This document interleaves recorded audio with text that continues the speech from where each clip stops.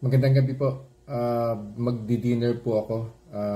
It's still the no rice experiment po tayo, no. I have here nilagang baboy. So simpleng-simple lang po ito. Lean pork po yung kasama po dito. Tapos maraming repolyo po. Though nung niluto po ito with potatoes po ito, pero hindi po ako kakain ng patatas. So pork at saka repolyo, cabbage, yun lang po yung kakainin ko. So ang baseline po natin is 97. I'll just include the screenshot nung OTE CGM. So naka CGM po tayo. And tapos later on, after 2 hours, kukuha po ako nung blood sugar spike po niya. So kitang-kita naman po yun sa CGM kung ano po yung naging spikes in the first hour and on the second hour.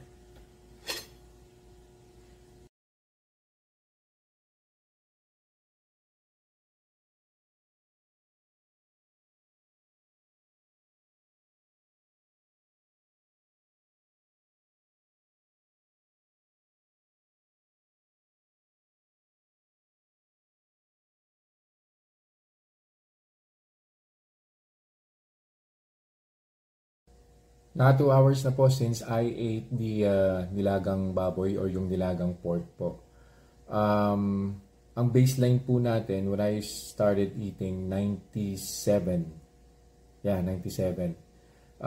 After 1 hour, umakyat po siya ng 112. So from 97 nag 112.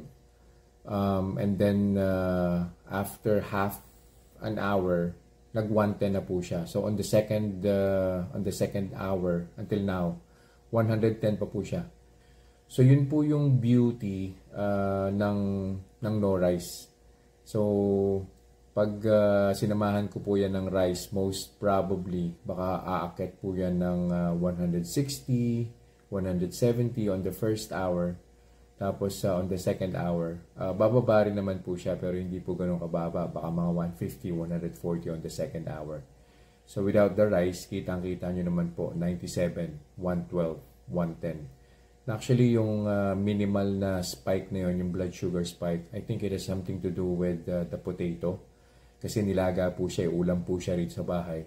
So, for sure, pagka nilaga, may kasama pong patatas yan. So, most likely, yung katas po ng patatas na sumama rin sa sabaw, yun po yung nagpa-spike ng blood sugar ko. Pero sobrang minimal lang po nun. Sobrang baba lang po nung carbs na yun para iangat po niya yung blood sugar ko from 97 to 112. So, yun lang po for this review. I'll see you guys in the next vlog. Bye-bye.